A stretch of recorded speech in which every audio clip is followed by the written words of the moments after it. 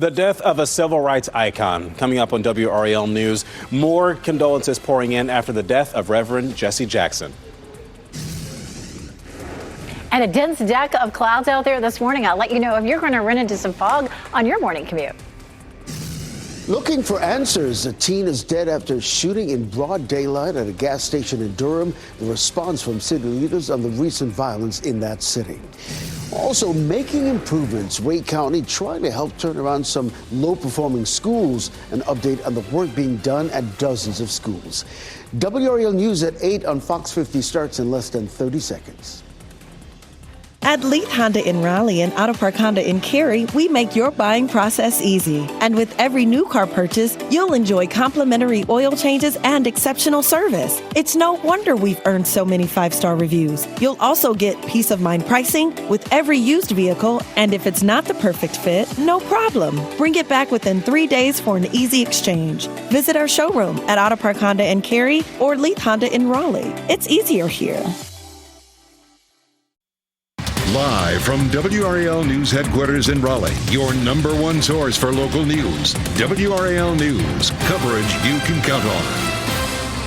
It's 8 a.m. on your Tuesday morning here on Fox 50. Thanks so much for joining us. I'm Laura Levine. I'm Ken Smith. We have a lot to get to this hour, yes. Not the least of which some bit of foggy conditions out there. Let's check in with meteorologist Elizabeth Gardner, the Governor Severe Weather Center, tracking it all for us. Yeah, it's pretty dense right here in Rocky Mount and in Wilson this morning, especially the eastern counties, some of our southern counties, even some counties up near the Virginia line are seeing some fairly dense fog this morning, but we're not seeing it everywhere. We have a southwest wind at 7 miles per hour, and that's bringing in some moisture and some warmth. That will allow our temperatures to climb into the mid-60s for later on this afternoon. But it was clear and cool for most of the night. Temperature 37 right now in the Triangle. We're taking a look at visibility. It's improved considerably across parts of Wake County, but still a quarter of a mile in Fayetteville and Clinton, about a third of a mile in Goldsboro, and a quarter of a mile in Rocky Mount and Wilson. Those are the main trouble spots. Our temperatures are still near freezing in Fayetteville, 31, 32 in South Hill, but elsewhere we're starting to climb into the mid to upper 30s. And as our fog begins to dissipate over the next couple of hours and our flow continues to come from the southwest, our temperatures will respond, climbing into the mid-60s.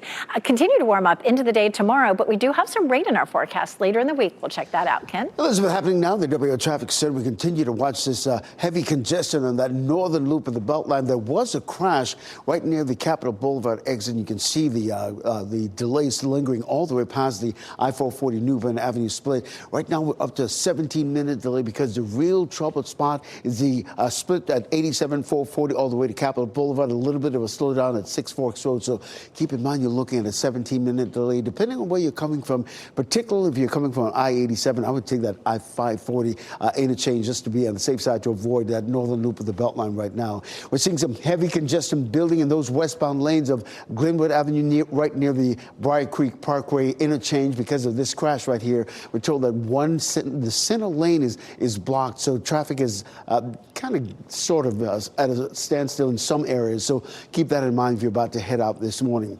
Right now, that southern loop of the Beltline, I-40 and Lake Wheeler Road, you can see the westbound lanes coming toward us this morning. Really slowed down quite a bit. So keep that in mind as you're about to head out this morning. And if you do, tune us in on the radio, 101.5 HD3. Ken, thank you.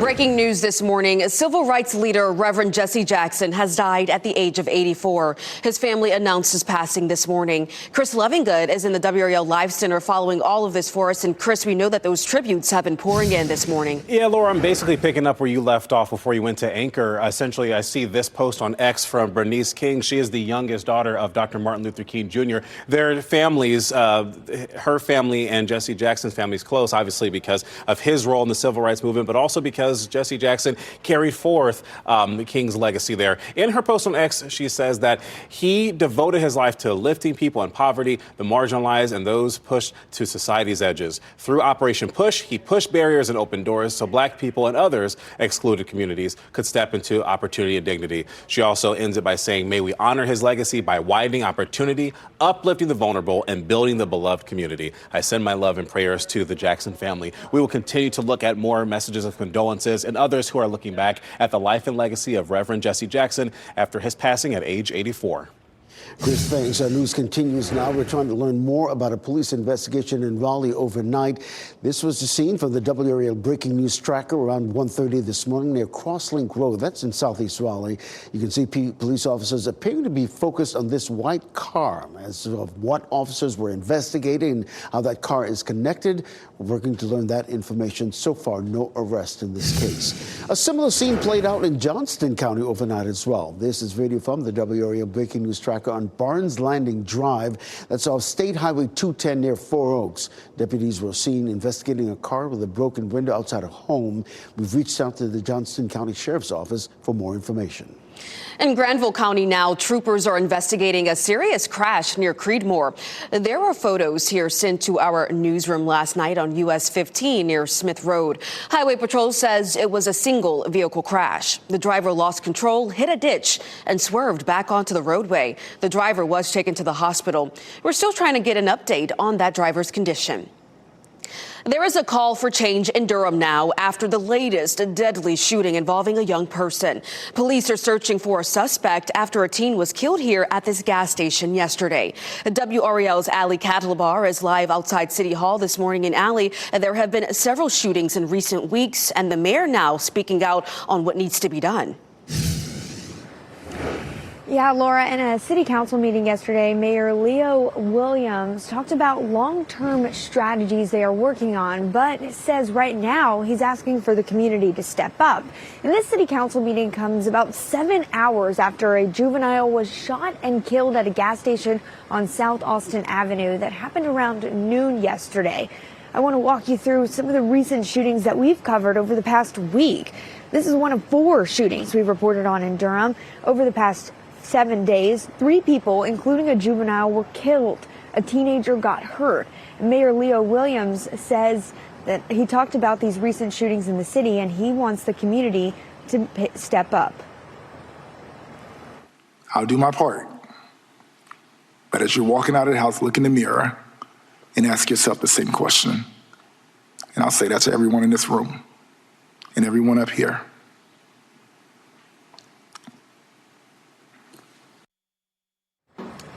So we are reaching out to police to get some more information about that shooting yesterday. If any suspect has been arrested, of course, we're going to keep you updated. Reporting live in Durham, Ali Katlabar, WRAL News.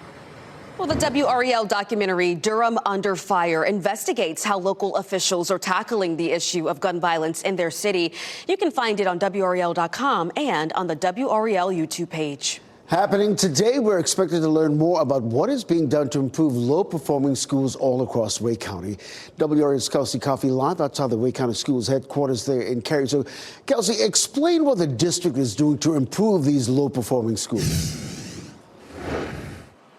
Yes, Ken. Today, Wake school leaders will talk about plans to turn around low-performing schools. They'll meet here at the board headquarters to talk about a program that's called Restart. The district has 40 Restart schools. Those are schools that have been labeled as low-performing 2 out of the last 3 years. Well, how is a school considered to be low-performing? A lot of that is based on test scores, which has received some criticism. Some say schools are measured too much based on test scores and not enough based on growth.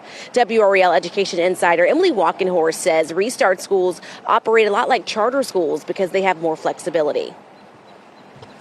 That flexibility could be anything from shifting money that's designated for one position or type of employee and using it on another. It also includes school calendar flexibility, which is something a lot of school districts, schools have really wanted. Walkenhorst says North Carolina has more low-performing schools compared to many neighboring states. But here in Wake County, we've actually had a handful of schools transition out of the Restart program because of improvements. And we've also had a couple more be added. Kelsey Coffey, WRAL News, live in Cary. We are also following the latest now in the search for Nancy Guthrie, the mother of Today Show anchor Savannah Guthrie. Law enforcement now saying and has confirmed that Guthrie's family members have been ruled out as possible suspects. That includes Savannah, her siblings, and their spouses. The Pima County Sheriff's Office released this statement saying that they are victims in this case. As the search continues, investigators are zeroing in on a discarded glove that contains unknown male DNA. No female DNA was found, but a person familiar with the situation says it is consistent with the gloves seen on the suspect in surveillance video here. The FBI says they are putting the DNA in their national database. WRAL has followed new developments in this case since the beginning. You can find our extensive coverage on the WRAL YouTube page. Just search Nancy Guthrie and watch our WRAL evening newscast for any updates that we learn throughout the day. Our evening news starts at 4 p.m. Well, time now 8:10. Remembering a life lost. How the friends of a murdered victim are keeping her memory alive. And the search for a suspect. The new steps police are taking more than a week after a Garner father was shot and killed. How you can help if you have information. Elizabeth? We have some patchy dense fog across our area. Take a look at Lewisburg. You can see some low cloud cover in the distance, but some sunshine beginning to burn through it. I'll let you know if you'll see it and how long it'll stick around coming up.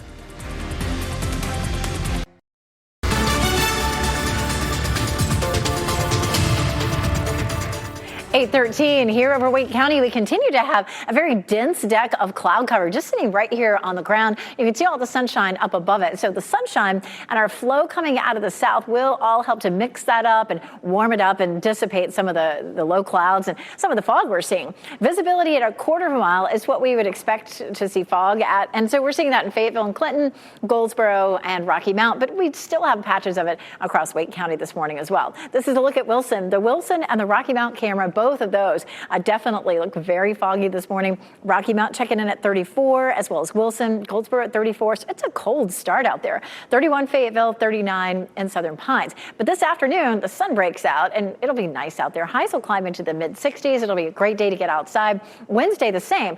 But by Thursday, it will be warm, but wetter. I'll show you that coming up, Ken. All right, Elizabeth, happening now. We're seeing that heavy congestion still on that northern loop of the Beltline, I-440 and New Bern Avenue. You can see what we're talking about. There was a crash that cleared on 440 westbound near the Capitol Boulevard exit, but right now you're still looking at a 15-minute delay from the 87 440 interchange all the way over to Wade Avenue, because you can still see bumper-to-bumper traffic on that northern loop. We're still seeing that on the southern loop of the Beltline as well. That crash on Glenwood Avenue near Briar Creek has cleared, but we're still seeing some lingering delays in those westbound lanes. Another update coming up in less than 10 minutes. So looking at the messages of condolences that are coming out after the passing of Reverend Jesse Jackson, we have one right here by retired North Carolina Congressman G.K. Butterfield. He said, quote, "History should record that Reverend Jesse Louis Jackson challenged America to be politically inclusive and provide greater protection to the most vulnerable. Rest in peace, my friend. The road is better because you served humanity." Of course, that news breaking this morning of Jackson's passing. We were bringing you that the moment it happened this morning on WRAL News. And we will continue to look at other people who are reacting to this, including world leaders, state leaders here, and, of course, others who are a part of the civil rights movement. Chris, thank you. This morning, we are learning new information about the 21-year-old woman here who was killed along with her boyfriend on Valentine's Day. This is Katerina Tovmash, who went by Kate. Investigators say that she and her boyfriend were watching her younger siblings when her ex-boyfriend burst through the door and shot them. 28-year-old Matthew Wade, a soldier at Fort Bragg, was also killed. Tovmash grew up in Ukraine and immigrated here at the start of the war. Her parents and 5 younger siblings soon followed. We talked to her childhood friend. She wanted to live in the United States, and she wanted to build a family. From what I know, she wanted to have a beautiful family, and she loved traveling a lot. And she was a devoted Mormon, and her family wants her to be buried in Utah. So her friends started an online fundraiser to help pay to transport her and cover her burial services. You can find the link to the GoFundMe on our website. Well, the Garner Police Department asking for the community's help in a deadly shooting that happened last week. Joey Adams was shot and killed last Monday on Timber Drive near Vandora Springs Road. Garner Police also opened a tip line for information. That number is right there on your screen, 919-890-7318. We also have that number in this story on our website, WRAL.com. Happening today in Minnesota now, the state legislature returns to St. Paul, where lawmakers will plan to pay tribute to former State House Speaker Melissa Hortman. 8 months ago, Hortman and her husband Mark were shot and killed at their home in what police described as a politically motivated shooting. Mark Hortman was a Raleigh native and graduated from UNC and NC State. Since they were killed, there has been fresh flowers placed at Melissa Hortman's desk alongside a picture of her. There will be special tributes for her in the Minnesota State House throughout the year. Well, happening today around here, a new amenity opening at Lenovo Center. This is the new View Bar. This project is part of the larger renovation inside Lenovo. The View Bar is in section 317 to 319 rather. It's available to all fans. It opens just in time for tonight's big game between UNC and NC State. Also happening today, the Cumberland County Animal Shelter will be handing out food this afternoon. The shelter has been closed to the public for a few weeks because of a virus outbreak. No timeline for when it could return to normal operations. Today's giveaway will be from 2 to 4 p.m. Western North Carolina getting another round of funding to help recover from Helene. Governor Josh Stein sending almost $6 million from state grants. The money will support projects focused on restoring floodplains, improving water quality, and protecting communities from the French Broad River Basin. These images show the basins this past December. You can see the cleanup is far from over. Now, we examined where things stood 1 year after Tropical Storm Helene in a recent documentary. You can watch that documentary, Helene, What We Lost, What We Found. You can do so right now on the WRAL YouTube channel.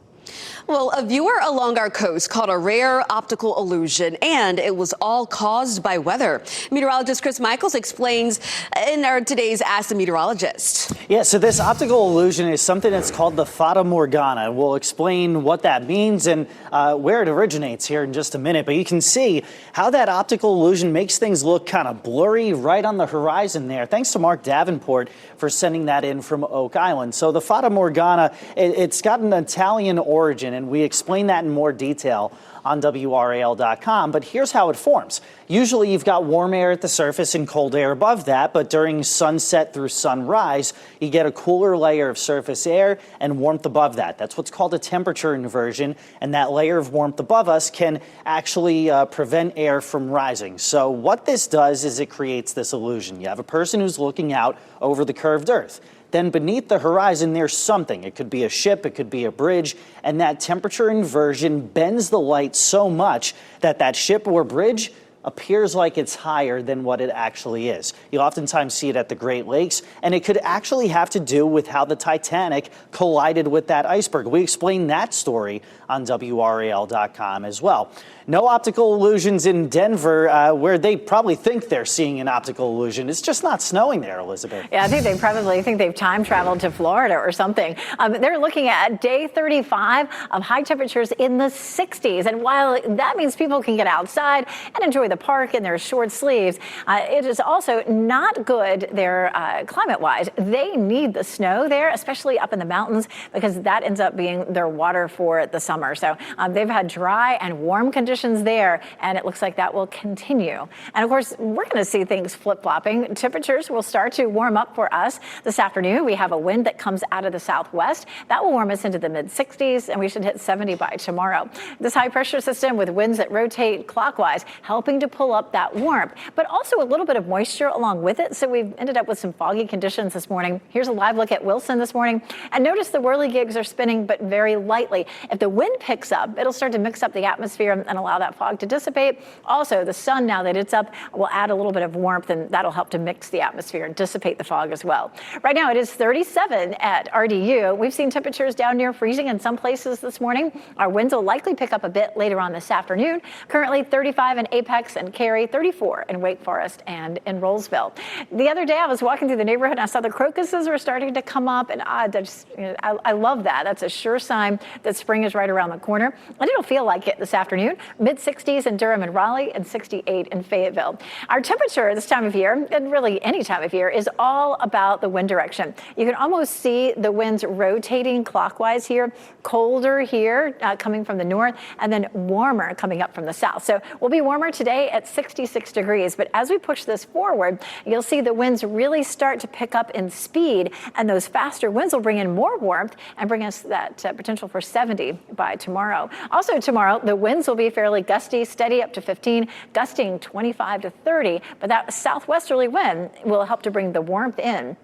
And temperatures will keep warming up until Friday at 72, and then temperatures start to fall off a little bit. We do have some rain in the forecast for Thursday, Friday, and Saturday. Right now, Sunday is trending a little bit drier. Once that front comes through, temperatures start to fall back to and below normal. Coming up in just a few minutes, we'll talk more about how much rain we could see out of the system. Ken? Elizabeth, staying on top of that situation on that northern loop of the Beltlines, we look live at I-440 and New Bern Avenue. You can see traffic and the congestion that's really been going on now for the last hour. You're looking at an 11-minute delay because the real congestion happening between the 87-440 split and right over the Capitol Boulevard, and then, of course, Six Forks Road. So keep this in mind. And, you know, to be quite honest, that southern loop of the Beltline, is this the fog that Elizabeth has been talking about that's settling in? Look at this. We can barely see the interstate down there, I-40 and Lake Wheeler Road.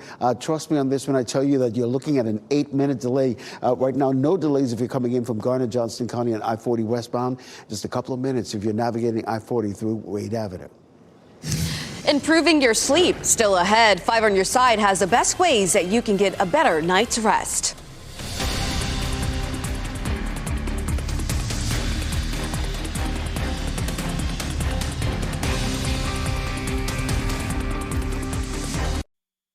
As you get into your car, tune to WRAL News Plus on your radio. In Raleigh on 99.3 FM. In Durham, 96.5 FM. And everywhere on 101.5 HD3.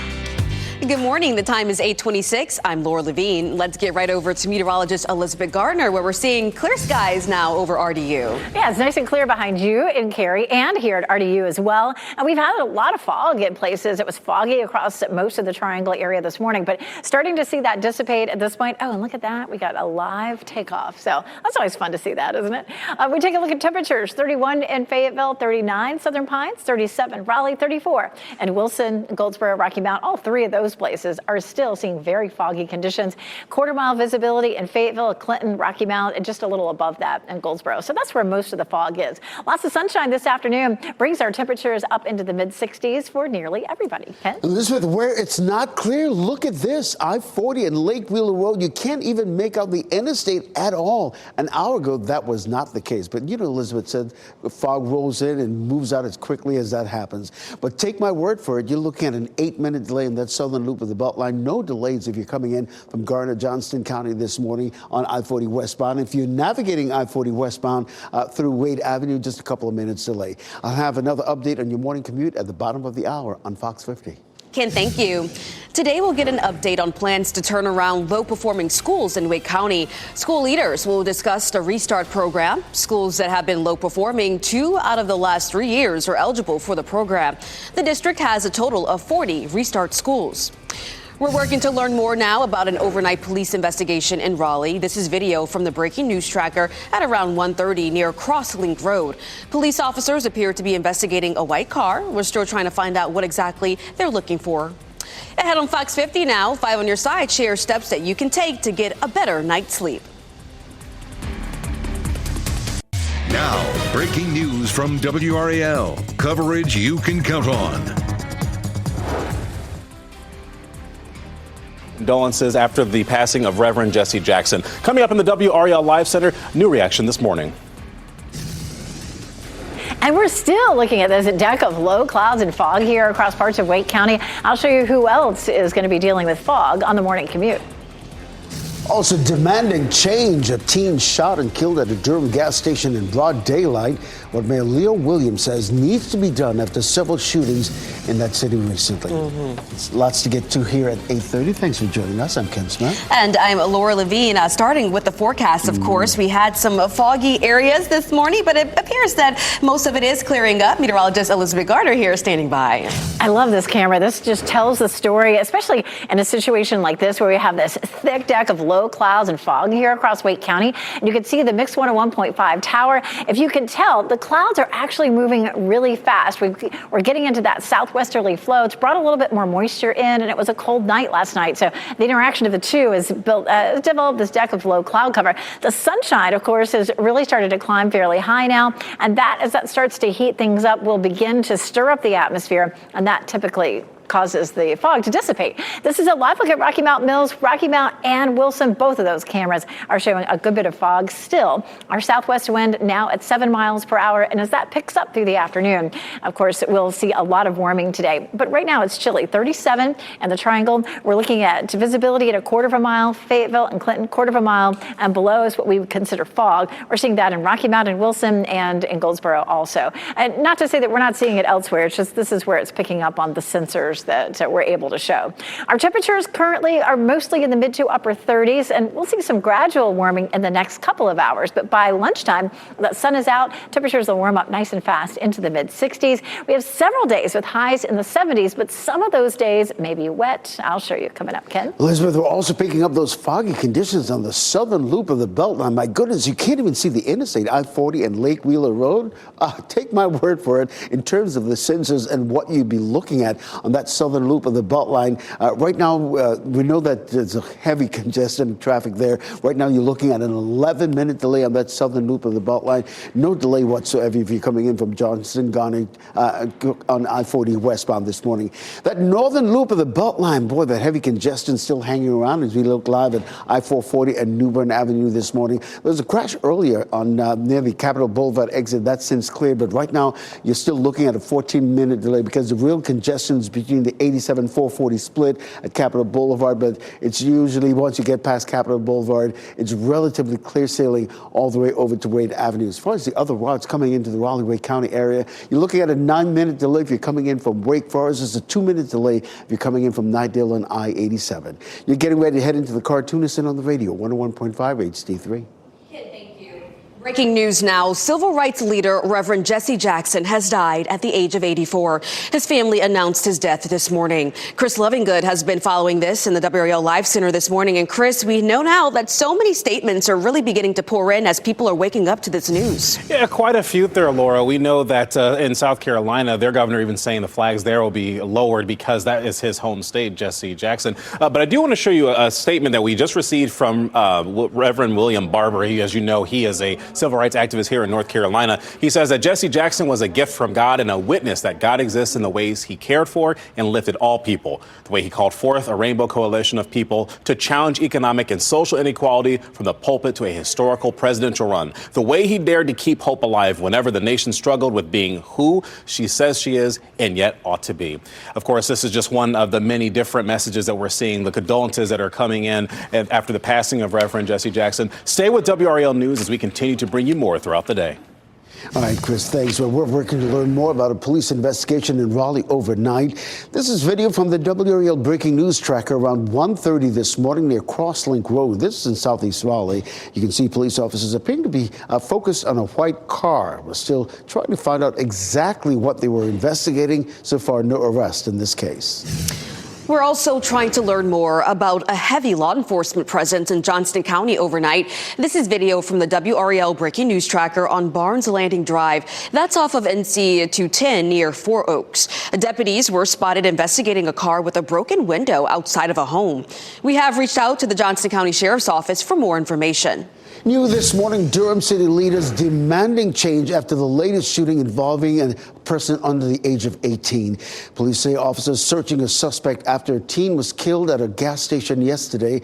WRAL's Ali Kattlebar is live outside the Durham City Hall this morning. Ali, the mayor now making an impassioned plea to the community. Yeah, and in that city council meeting yesterday, Mayor Leo Williams also talked about some programs that the city has tried to use to make the community safer, but those have been discontinued or voted against. And so now they're really working on a long-term strategy, but for now, they're just asking the community to step up. Now, this city council meeting comes just 7 hours after a juvenile was shot and killed at a gas station on South Austin Avenue. It was yesterday around noon. And I want to show you, this is just one of 4 shootings that we've covered over the past week in Durham. 3 people, including a juvenile, were killed. A teenager got hurt. Mayor Leo Williams talked about the recent shootings in the city, asking the community to help. We're the activists. Go talk to the parents. Go talk to the community members who are living in this crap every single day. I won't be perfect on this. and I don't want to be. But I'm tired of kids dying. So we're working to find out if Durham police have identified a suspect in that case involving a juvenile. Of course, we're staying on top of this story and any developments on WRAL. Reporting live in Durham, Ali Kadlabar, WRAL News. We're covering Wake County now. Today, we will learn more about what's being done to improve low-performing public schools. WRAL's Kelsey Coffey is live at the Wake County School headquarters in Cary there. Kelsey, good morning. We know the district is working to help dozens of schools through a program called Restart. Yes, Laura, good morning. Today, Wake school leaders will be talking about their plans to help turn around low-performing schools. They'll meet here at the board headquarters to discuss what's called the Restart program. The district has 40 Restart schools, and all of these schools are those that have been labeled as low-performing 2 out of the last 3 years. Restart schools operate a lot like charter schools with flexibility in areas like funding and school calendars. But how is a school considered to be low-performing anyway? Well, WRAL Education Insider Emily Walkenhorst says a lot of that is based on test scores. The whole process for determining low performing has been kind of fraught with disagreement over whether it accounts too much for test scores, not enough for growth. A lot of it is based on metrics that kind of require schools to, distribute along a spectrum. Walkenhorst says North Carolina has more low-performing schools than many other neighboring states. But here in Wake County, a handful of schools have been able to transition out of this Restart program because of improvements. But we have added a couple of more to the program. Kelsey Coffey, WRAL News, live in Cary. Kelsey, thank you. Also today, the Wake County School Board will discuss the district's latest audit. The audit doesn't find any major compliance concerns. State law requires local governments to obtain an audit every year. The district has faced some budget challenges in the past year because of rising costs. And they cut some expenses this year, including vacant positions and some heating and cooling costs. Authorities in Arizona officially clearing Nancy Guthrie's children and their spouses as possible suspects in her disappearance. Investigators say they're focusing on a single piece of evidence, a black glove. It was found 2 miles from Nancy's home and had traces of DNA from an unknown male. A person familiar with the situation says the glove looks like the one seen on the suspect in the doorbell video camera at Nancy's front door the night she disappeared. The FBI says agents are putting the DNA from that glove into its national database. President Trump also sharing his thoughts on the case. In an interview with the New York Post, the president says the DOJ would request the death penalty for Guthrie's abductors if she was found dead. As WRAL follows developments in this case, find out all of our coverage on the WRAL YouTube page. Just search Nancy Guthrie. Of course, you can watch WRAL's evening newscasts for any updates as we learn them throughout the day. Our evening news starts at 4 this afternoon. Troopers are investigating a serious crash in Granville County near Creedmoor. This happened at around 6:15 last night on US 15 near Smith Road. Troopers say the driver lost control, hit a ditch, and swerved back onto the roadway. The driver was taken to the hospital. We're still working to learn who that driver is this morning.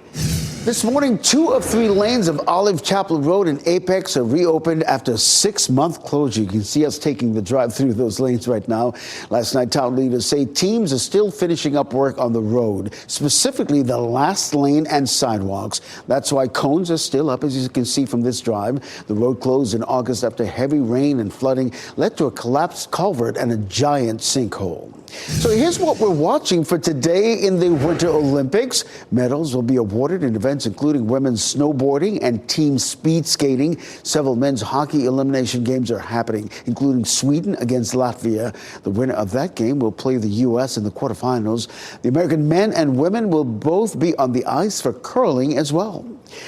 All right, let's take a look at the medal count. Norway still on top with 29 medals, followed by Italy with 23. The U.S. is in third with 19. Japan and Germany rounding out the top 5. Okay, your time is 8:40 now. Neighborhood evacuated. Dozens of families forced out of their homes after a gas leak caused chaos in Virginia. The investigation into this explosion. And how about this? The power of good sleep. Sleep is important, but it can be hard to fall and stay asleep for many people. 5 on your side, sharing steps you can take to get a better night's rest. Let's take a look outdoors now. It may not feel like it, but the warm-up begins today. Taking a live look over Pinehurst, you can see some people already out there. Meteorologist Elizabeth Gardner will show you why it'll feel like spring the next few days and when we see the chance for more rain.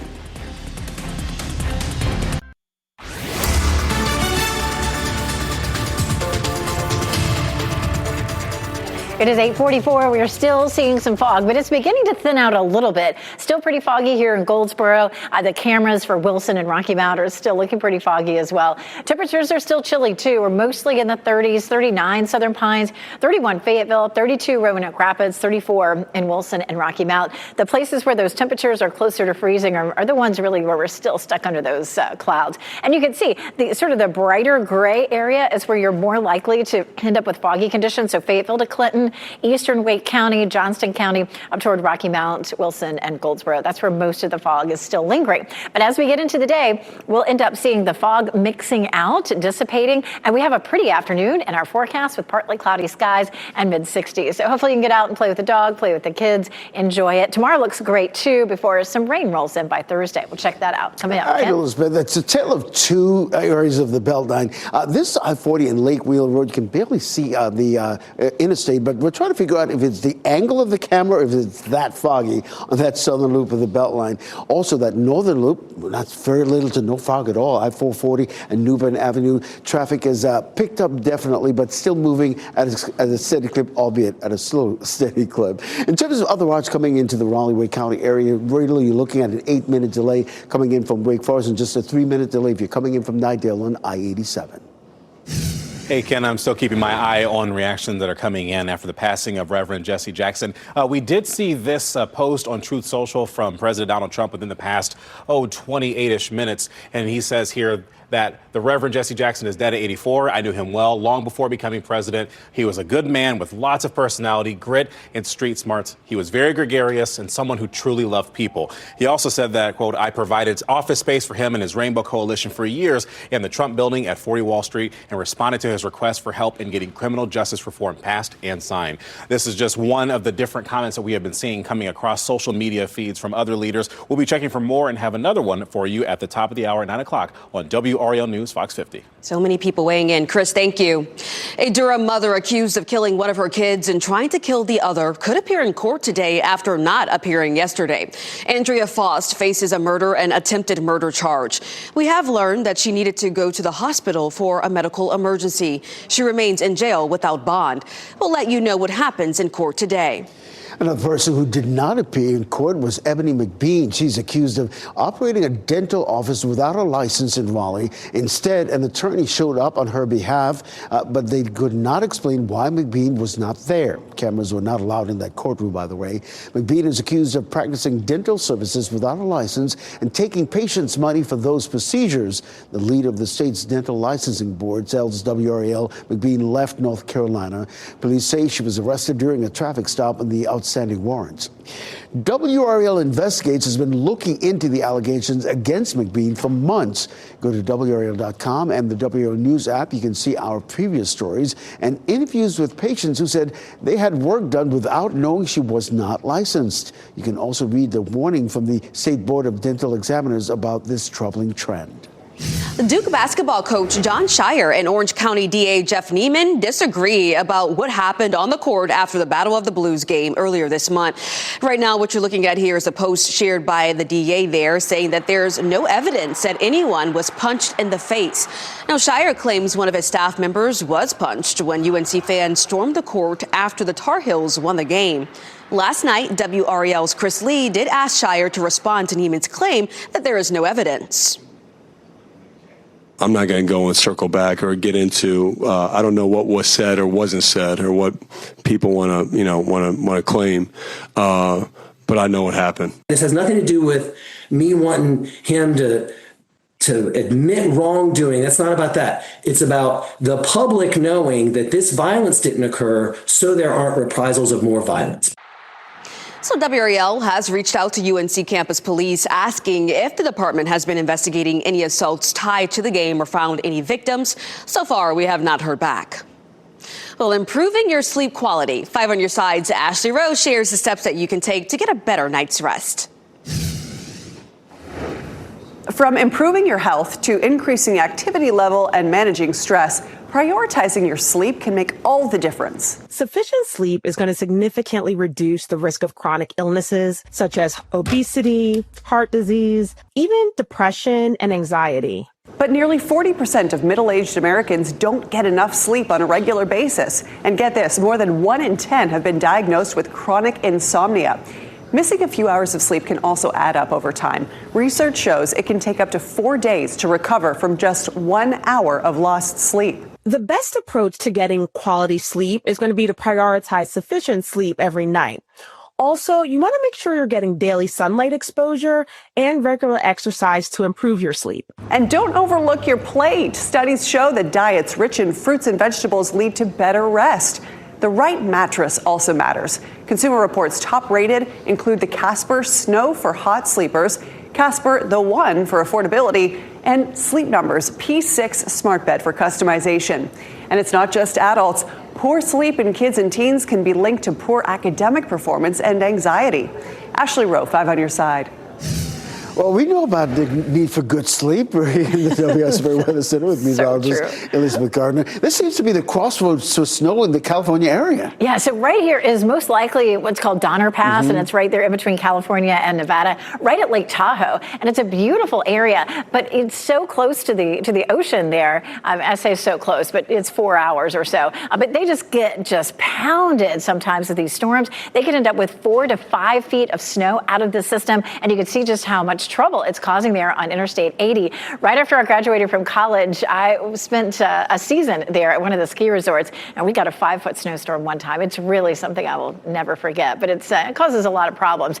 Spring is nowhere in sight for those folks, but it is for us. We'll see highs in the mid-60s today, 70s for tomorrow, and a few more days this week. But by Thursday, we also have some scattered showers in the forecast. We can thank this high pressure system for our warm temperatures. It's rotating clockwise and dragging in some warmth out ahead of our cold front that arrives later in the week. So it's 70 for Wednesday and Thursday, and then 72 by Friday. But at that point, we're starting to see some rain. So let's talk about what we'll see. Starting on Thursday, the warm front comes in, and that warm front will bring some showers, mainly from the Triangle area northward. The cold front gets closer to us on Friday. There may be some scattered thunderstorms with this. We really haven't had a lot of storms recently, but a storm chance with the cold front getting closer to us. Then the front stalls on Saturday, which keeps a chance of some rain in, and by Sunday it moves on out. But when it moves out, we're also looking at some colder temperatures. Well, let's check out what's going on in terms of our threat for severe storms. Right now, our threat is really low, but there is a pocket of the Midwest that could see some severe weather